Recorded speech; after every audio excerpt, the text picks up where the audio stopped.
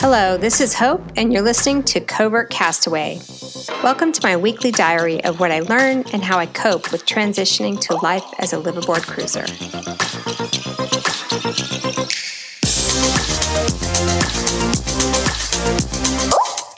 In today's podcast, I get to talk to Megan O'Kelly from Sail Clarity. She and her husband, Nick, are out sailing and enjoying the liveaboard lifestyle, and I thoroughly enjoyed our conversation, and it doesn't require any additional introduction. I'm here with Megan O'Kelly today. She and her husband, Nick, sail on a Leopard 36 catamaran named Clarity. This is not their first boat. So she has a ton of experience to share. First of all, Megan, thank you so much for agreeing to do this podcast with me. I just love your videos, and you've been a huge inspiration to me as I've started to prepare my own journey and sort of visualize what my life might be like someday. So thank you so much for joining. Oh, it's so nice to be here, and I'm very honored that you would ask me to be on this podcast. So thank you. I love, meeting other women in this world, this lifestyle, and also sharing the experience that I have. So I love the stories from other women, and this is my favorite part of my whole podcast is being able to talk to people like you and understand, some of the things that you went through in making the decision to even take on this adventure in the first place. So, well, thanks for doing this podcast. I think you're really filling a great niche out there for women. So. Awesome. And men to be listening to this. I've gotten a lot of comments back from men. I have a lot of men who are listeners, and they say it's so interesting to hear this perspective. I didn't think about this or that. So hopefully it's helping everybody. I was going to say, my husband wrote this book, Get Her On Board, which I don't know if you've read. Yeah, but I haven't read that yet. Yeah, so a lot of men and women have really enjoyed that book. Great. I would love to read that. Saw that. I'm going to put that on my list. I saw that on your website as well. Yeah, I'll send you a copy. Okay, cool.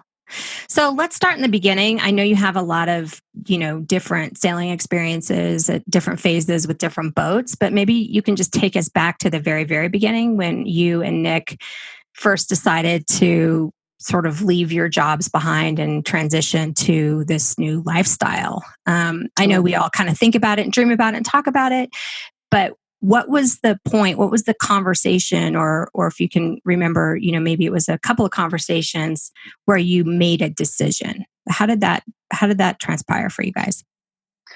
All right. I remember it like it was yesterday. It was going back about 19 years ago. And we were living in San Francisco Bay. We were working really hard in our careers. I was in the startup world for just high tech, and he was doing TV meteorology on one of the big stations there. And we hardly saw each other. We just bought a house. We were remodeling it every spare second we had. And we had bought our first boat, which is a 25-foot Merit. And that was my first time ever sailing. He had grown up sailing. So that was, it was really a great way for me to learn, but it was also pretty intimidating because I hadn't taken any classes. San Francisco Bay is very challenging. And in fact, people say if you can sail in the San Francisco Bay, you can sail anywhere in the world because you just turn a corner. That is true. And you're going 35 knots and you better know how to deal with it. So I knew he was passionate about sailing, but then one day he said, I really want to sail around the world, and I'm going to do it, and I'm going to do it with or without you. Like, that's how bad he wanted it. Wow. Yeah. And that was kind of a gut punch because I was like, whoa, that's a overwhelmingly scary thought.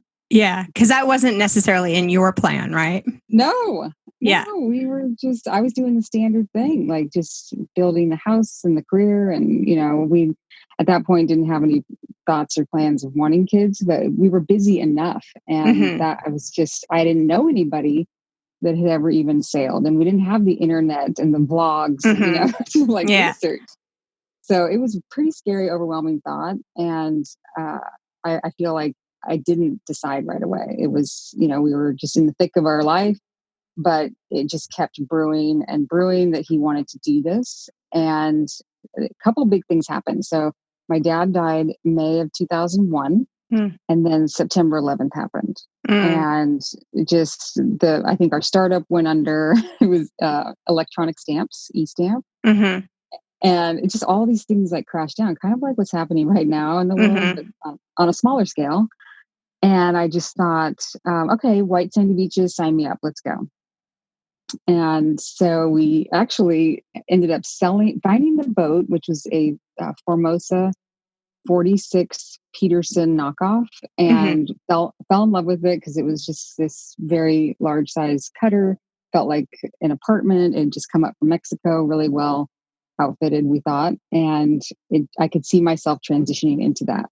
And so it all worked out. We bought the boat, a month later, sold the house, and we were immediately living on the boat with 2 cats and literally stuff up to like waist high in the boat. We were like, yeah, all this stuff. So at that point, some things happened that really helped us get started, which was I got laid off. And then he got switched from being a mornings meteorologist to weekends only. So all of a sudden, we had 5 days off together. And so we could learn that boat. We practically lived at Angel Island. I love that island. We'd hike around there every day. We could go out offshore and go up to Bolinas Bay and down to, Monterey Bay. So we got some really good experience. That's really good experience too. Yeah. Yeah. And I actually ended up getting a little part-time job at West Marine just to get the discount. Great. And that was awesome. Did you spend your entire paycheck? Oh, we spent way too much money there. And it was funny in the beginning. I thought, they're gonna be mad that I want to buy all this stuff, even though I knew people went there to get the discount. They worked there. But my manager would be so happy when I would come in. He's like, "Okay, Megan, do you have a big list?" That's so funny. So yeah, it was great. And then I got to be around other sailors, and I was always picking people's brains on the dock and learning as much as I could, because it was still very foreign and very overwhelming to me. But I think that was helpful. And then we ended up, because the weather was so hard living aboard in the Bay Area, kind of cold and stuff, that we ended up sailing the boat down to LA, so Long Beach area. And then we would drive up every single weekend for the next shift. Oh my gosh. So literally for 6 months. Oh man. So every Friday night we would get in the car and end up, about 11 p.m., end up at the station about 5 a.m., maybe 4. And we would take shifts, like 3 hours on, 3 hours off. And we thought we were practicing for offshore cruising. Oh, right? That's cool. Yeah. Because it was a Volvo sedan. So you could we had a bed in the back, and we were just saving every penny, and everything was about this cruise.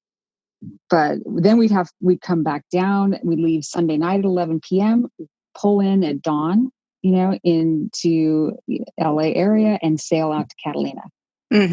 So you were out of Marina Del Rey then? It was like a Almitos Bay. We had my friend her dad was like a member. And so it was pretty sweet. We got some great experience down in that area and just fell in love with Catalina. And then we jumped from San Diego. And that was like the first year of being on the boat. And it gave us a lot of time to figure out, the lifestyle a bit, while working and while outfitting. And, we, of course, still were thinking we're going to sail around the world. So we did a lot of outfitting for the boat. Let's talk for a minute about that first year living aboard. Maybe it was, in the San Diego area, or you tell me, but a lot of people talk about that first year being the real transition year when you learn what kind of cruiser you want to be. And some people describe it as working through all of your worst relationship baggage. Some people describe it as, just kind of figuring out what kind of groove or schedule you need to have. I'd love to hear how that first year went for you guys. Yeah, I think it was really hard on the relationship from the standpoint of I was learning from him.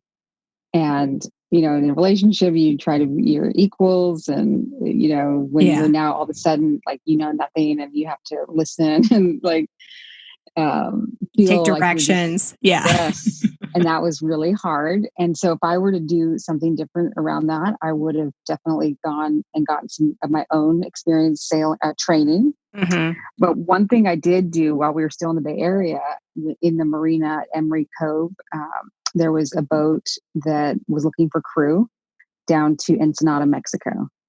So I was given the opportunity with another woman my age, probably, and this couple to deliver that boat down there.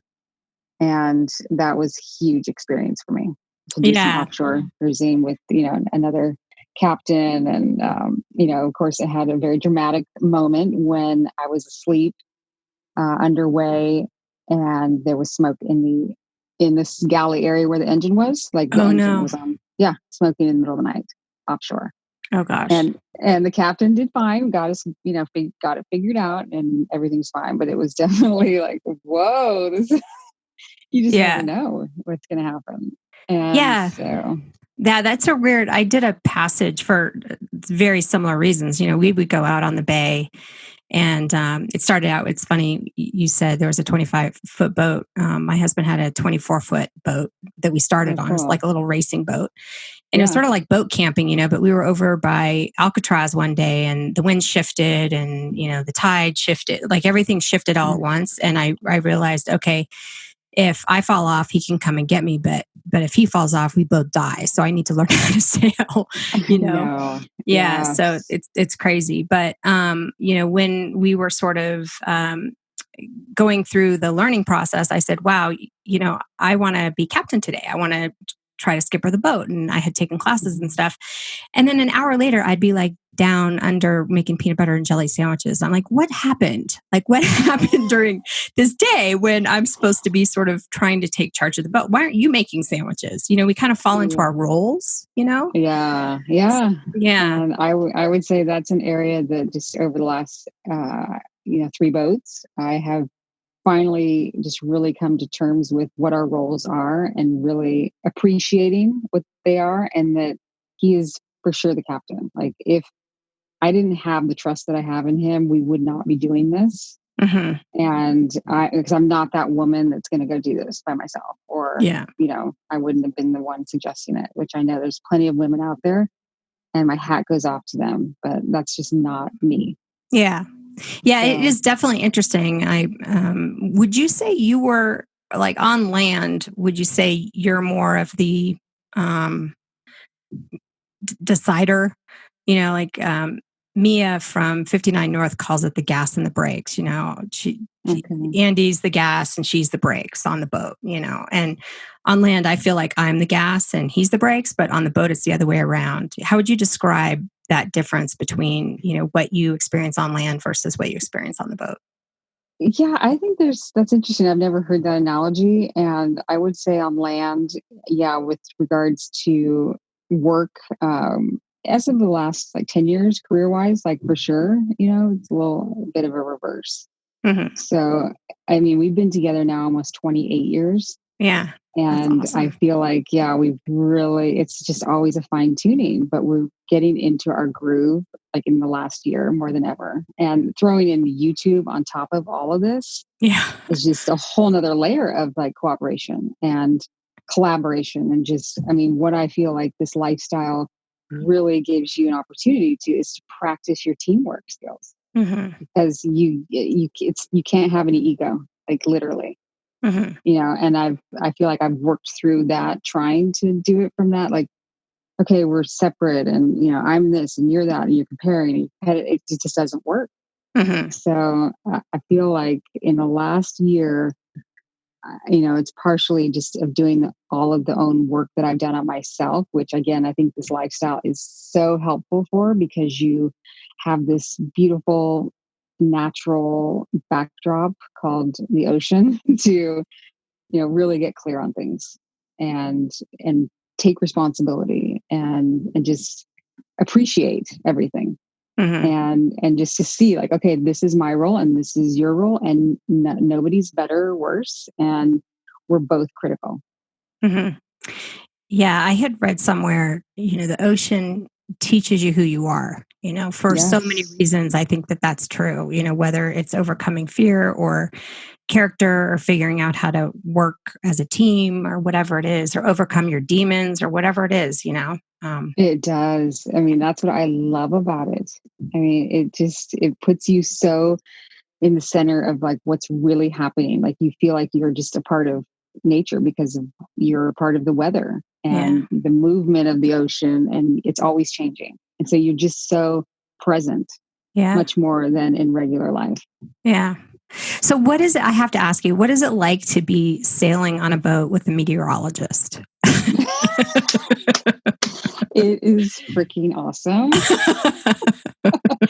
I love it. I really do. I feel like I'm so lucky. I Yeah. just, yeah, I don't have to think about it. And I'm always learning because I'm encouraging him to try to do some kind of a course. He And should. Yeah, I think that would be awesome.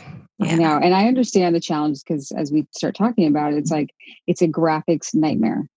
So we've Yeah. talked about whether I learn how to do the graphics maybe, and then that way we could work together on it. But yeah, I don't have a graphics design background at all, Yeah. but it's such a dynamic moving thing that you and it's visual, like you have to have that piece. Yeah. Yeah. I So I mean, think maybe there's a website or something you can point to people to at the same time, something like that. I don't know. yeah, we just kind of recorded today a Q&A episode that'll go next week, and he's going to list out all of his resources, Oh, that's cool. websites that he goes to. Yeah. Yeah. Someone asked about what apps he uses and stuff, but Yeah. Cool. I know it's very helpful. Okay, so let's just take a step back. So you both had careers. You sort of were forced to make some decisions because of some things going on. But mentally, what kind of process did you go through? In shifting out of your career, or quote letting your career go. Like I've really struggled with that, and I'd love to get your thoughts on how that worked for you. Okay, I think the most recent experience is probably the best one because the Yeah. first time we went, I had been only working full time in my career like 5 or 6 years. Okay. So when we came back after that, it ended up being a 2 year cruise instead of the 5 year sail. And if you read Get Her On Board, he goes into a lot of kind of what happened with that cruise because we This just is when learned you were so trying to go to much. Fiji? Is that what that was? Yeah, Okay. yeah, right. So it was really cool that we did that around when we were 30. And basically after 2 years, we're like, we're not going to the South Pacific, and we're a little bit, kind of bored mentally. So we were wanting to go back to life on land and careers. So anyway, fast forward now, we got another boat that was like kind of a just more of a coastal cruiser. It was 33 feet, and we did a few months at a time here and there. But then I ended up getting back into high tech, and Okay. that was like a 7 year journey of growth in my career. The company got purchased by Hewlett Packard. That's where I ended my career. Hmm. And I was managing a team of recruiters and really growing my career and in many ways enjoying that. But here we were living this very much American dream life with the house and the cars and, vacations and all that. So you're But back into feeling, the regular life of yes. Silicon Valley, right? Okay. Well, at this point, we moved back up to Portland, Oregon to be near family because I could work remotely. Okay. Yeah. So now we're back in the kind of the home territory, and everyone around us has kids. And, entire lives are ruled by the kids and games and events Soccer and and, swimming and everything. Yeah. right. And so we're sitting here going, we don't have kids, and we are very much in a world where that's unusual, it felt like. And Hmm. so we spent every second we could traveling in our little RV, going to Utah and California, and like just as much as we could possibly get out, we would do that because that's what we love to do. Hmm. And so I'll never forget, it was like winter, and Nick is like, we should get a catamaran and just go cruising again. And here I am in the middle of this growing career, and I'm thinking, okay, wow, I don't know. Like this is hard because I've spent 7 years building up to this point. And right. yes, we can afford to do that if we sell the house and go for it. And it took me again a while of kind of soul searching on, okay, what do I want to do with my life? Because in many ways I'm working from home. The huge corporate structure was killing me, right? With the BS. Yeah. The politics and everything. Yeah. Yes. Like I love my team and I loved growing what I was doing, and working with them. But yeah, the politics and just how big it was and how getting anything done. And, the culture around that was very uninspiring, let's say. Yeah. So there was definitely this part of me that was wanting to expand and go out and see, what we could do and what we could do creatively, and just live our lives like that. Of course, I was drawn to that. And so I had a girlfriend that I worked with at HP who had a catamaran in the Abacos that it was in a charter company. And so I just found myself kept picking her brain and talking to her about now, how could we do that? That's how we could make the bridge, right? So we kind of get the boat. We only, do like 8 weeks out of the year, right? While it's financed. And anyway, just all the juggling of how to make it happen. And so we ended up, quitting the job and selling everything, and we spent a year looking for the boat. So we lived in the RV, traveled the country for 5 months. So yeah, there was a lot of that first year when we didn't have the boat yet was probably the hardest because we were totally in limbo. Yeah.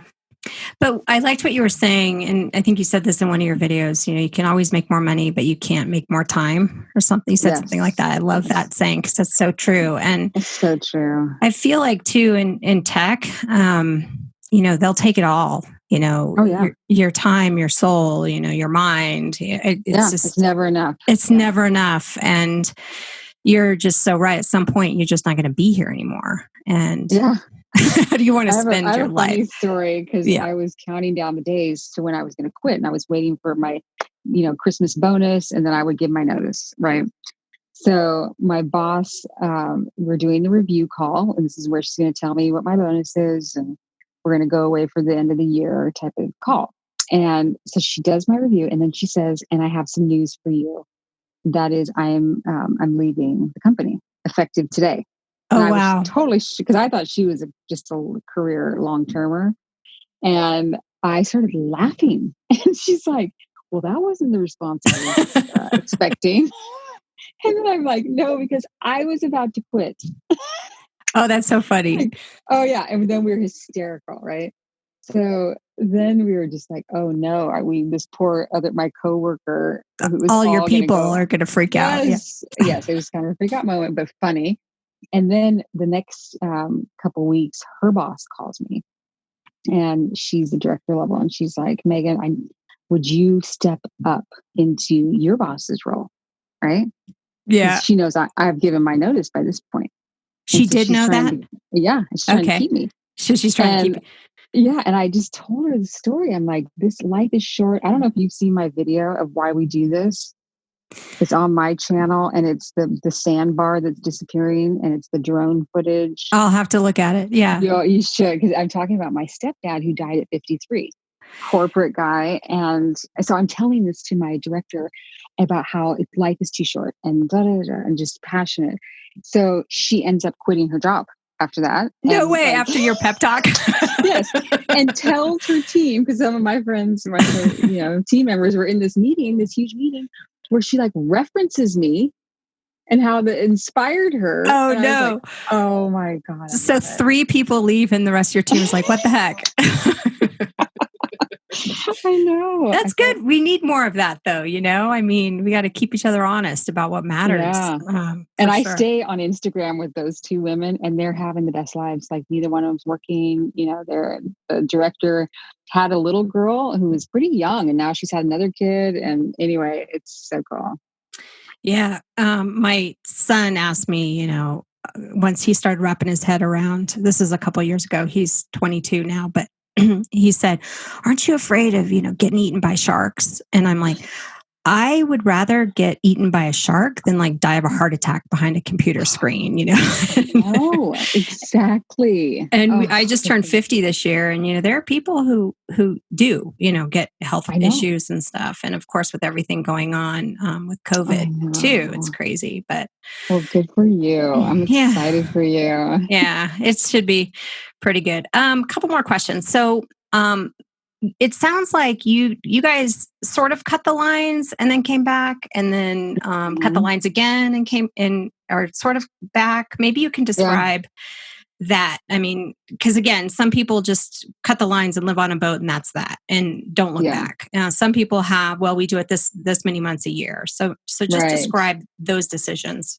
for you guys. Yeah, no, I think I've called it over the years that we take mini retirement installments. Mm-hmm. So since my dad died at 57, my stepdad at 53, I just was like, okay, this concept of retiring when Yeah, you're old and there's you no don't such have thing. the youth like to even enjoy it. So the way after we did that first cruise, I was like, okay, we can jump right back in and go back to work. And so that part, I feel like at some point in my life, yeah, I'm not going to be able to do that. But I feel like for the next, like we're not retired now, but I just have a faith in us from the experience of going all in, getting out, going back to regular life, and then going again. And then coming back. I mean, it's easy to, in my mind, in our experience, to go rent an apartment and Yeah. get back to work. And I just and now even more so that we're doing more online and getting more skills in that way. Like we just, I feel like we have even more opportunity. Yeah. It's like when you're open to anything, you just have Yeah. more opportunities for good things to happen, Yeah. And you have so much more experience of figuring it out. Mm-hmm. Then you go, oh, wait, I figured that out. So I can figure stuff out. Mm-hmm. So I don't have any fear about that. And when it comes to like going all in and selling the houses, like we always thought about should we rent and should we keep it going and try to, financially have, real estate as well as the boat Right. because we could have done that. But for us, we just like the simplicity and we weren't so in love with the homes that we had that we wanted to keep them long term. Does that make Yeah. sense? Yeah. Yeah. So while we would ideally have like the home base, like a small little, even if it was like just a little piece of property with a little Mm-hmm. Airstream, that would be great. But for this boat, it's a Leopard 46. It was all in. So Yeah. Yeah. And just when it comes to just another question, when it comes to risk, I tend to be. It's weird because on land, I'm the big risk taker, but on the boat and about boaty things, I tend to be more conservative. Like who's who on your boat, and how do you work through different risk levels? I would say that we are the same. And I think that Nick is very conservative with his choices on like Mm-hmm. weather windows, for example. And like he reefs every night when we're overnight. Mm-hmm. And like the other day when we were crossing over the Gulf Stream into Yeah. Florida, just the way that the winds were in the forecast, we were going to double reef the main and just have the jib out. And so we talk about it like, okay, should we take the main all the way down? Yeah. And what I said is, look, I don't want to in the middle of the night in the Gulf Stream in potentially big seas, Yeah. be having you on the deck raising the main. So if there's a chance that we're going to want that main out there in the Gulf Stream, let's keep it up. Mm-hmm. But if we don't need it and we can just go jib alone, then yeah, let's take it all the way down. And you don't know what the right thing is, Right. but we talk through everything. Yeah, it sounds like that good collaboration and teamwork and communication, working through Yes. some of these things kind of helps everybody feel comfortable. Yes. But I think it really helps to have like, okay, you're the captain and you ultimately are responsible and need to make the decision. Right. So I feel like my job is to trust that as well. Right. And not be Yeah. second guessing it and having faith and, trust in what he thinks is best. But he's always, like looking for my input. Mm-hmm. He reads his notes or his journal on the storm you went through, Oh, and yeah. it sounds really scary. It was. Were there a time where you faced your biggest fear, whether it was before you got on the boat or while you were on the boat, that you kind of had to walk through? And what was that like for you?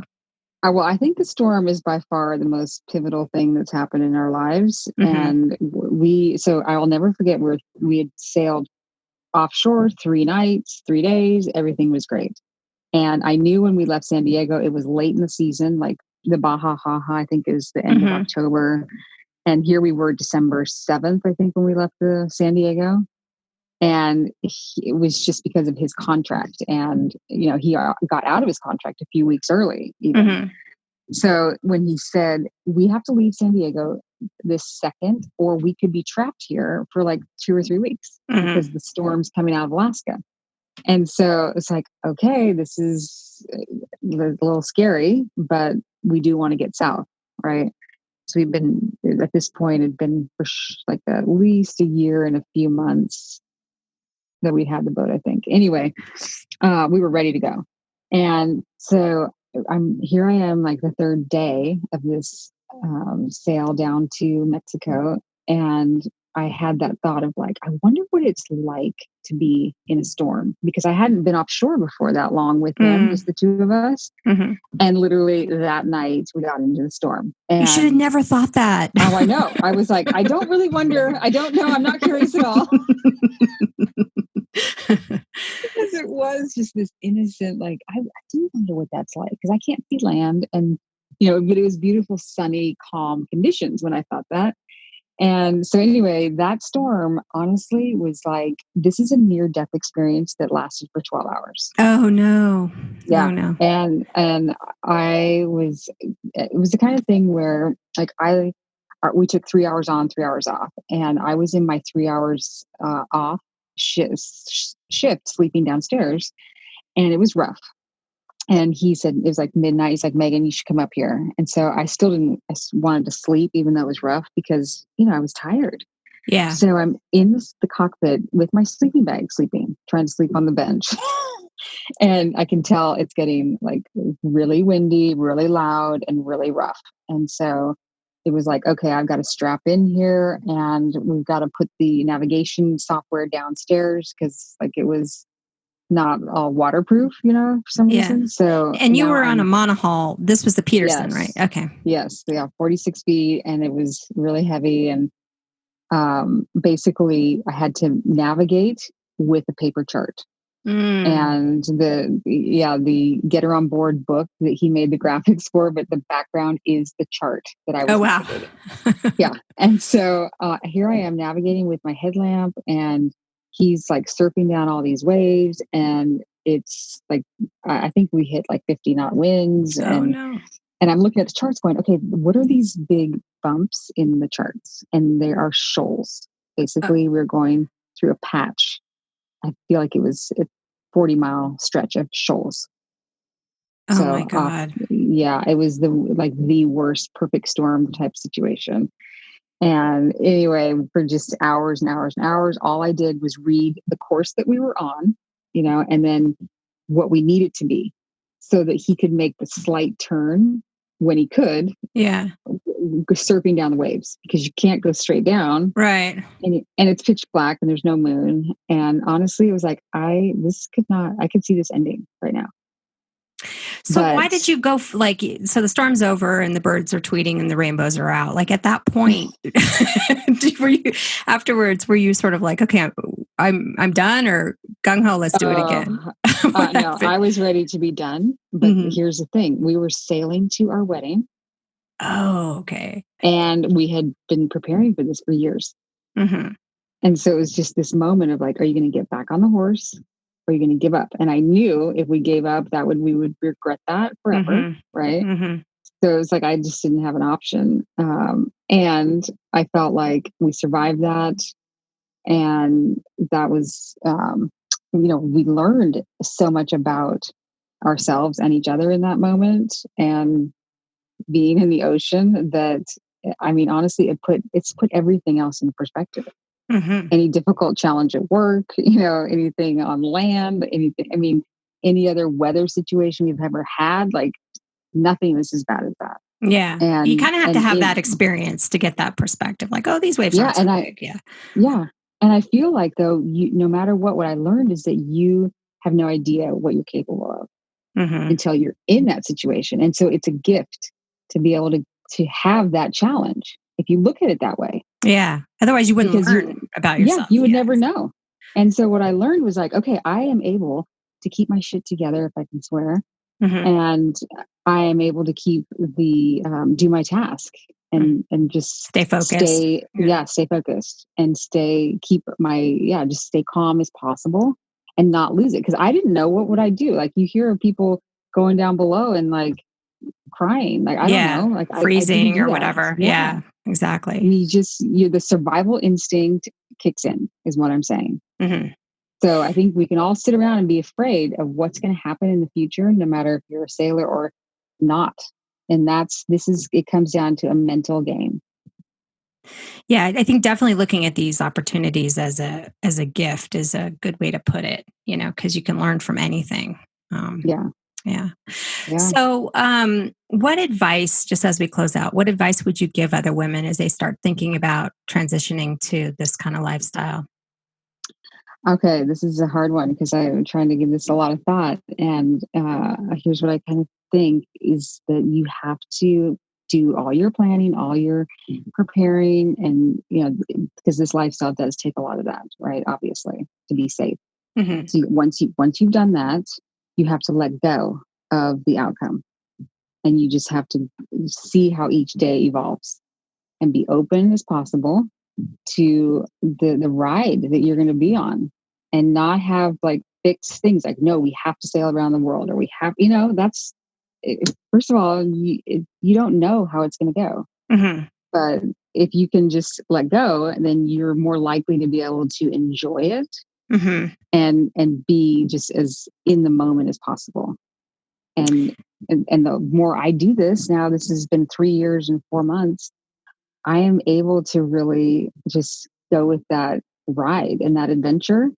And it is working out beautifully. Yeah, this is great advice. I can really identify with this because I tend to be, a little bit of a control freak. And just little by little, even through this commissioning process, I've had to let go, and the boat getting broken into, I'm like, it's just money, Yes, it's good, right? But it's true because then you could just live in the moment, and be peaceful in that moment. And also to like know that like there are so many unexpected, wonderful things coming for sure. Yeah. You don't, and you like know, if you had to say, oh, I'm going to know what all those are, you deluded yourself into that. First of all, like, okay, you're going to be wrong. And second of all, you're going to miss things. And it could be the people that you meet, the witnessing of nature that you experience, like just for sure, your mind is going to be blown with the awe of this being in this lifestyle, because it's so real and changing and beautiful. Like just to live on the water is amazing. You're so inspiring, and I appreciate so much your perspective. And I'm going to be probably calling you for advice as things get underway. But seriously, and I'm going to be following your journey. I love it. I love your perspective. I'm sure we're going to cross anchorages here at one point. Yeah. Now, you guys mostly are in the Bahamas now, right? Is that kind of where you've been? We're back in Lake Worth. Yeah, we kind of did the Bahamas because we fell in love with it. And our dog, who was like, she just passed in January at 14 and a half. it was like the best, just closest place. She didn't have to spend much time offshore. Mm-hmm. They were very dog friendly there. And so we feel like we feel like the Exumas is kind of like a second home to us. Mm-hmm. And I'll go back there anytime, but we do want to explore further afield. And Yeah. like this season, our plan was to go down to Bonaire and to Panama and then go through the canal next March. Mm-hmm. So that's still a possibility. If things open up, to come November, we'll head down into the Caribbean and hopefully through the canal in March or April. Cool. Well, we'll be following you and maybe chasing you around through the Panama Canal because we'll at some point hitting that. So I'd love to be able to actually meet you in person. Yes, I feel that we will for sure. Yeah. Where can people find you guys online? I know you have a podcast too. Under the Sheets, is that what it's called? Yes, Under the Sheets, and then our YouTube is the O'Kellys, and Great. then I have a channel just called Megan O'Kelly. I haven't really done many videos for that since I've really put it all into the O'Kellys lately, but I have about 20 videos where I was sort of made a channel to be like, these are things that if I were to die today, I would want like my nieces and nephews to know about me because they're all that's such a great idea. age. Yeah. Awesome. Yeah. So, and it helped me also just to get comfortable with being, sharing on video, which I was very resistant to. So, okay. Great. And then I think I definitely am going to read next Get Her on the Boat. And I think that would be a good one for people too. So following this channel. So thank you again for your time. Thank you for listening. If you like this podcast, please subscribe, like, or share with another Covert Castaway. Fair winds for now.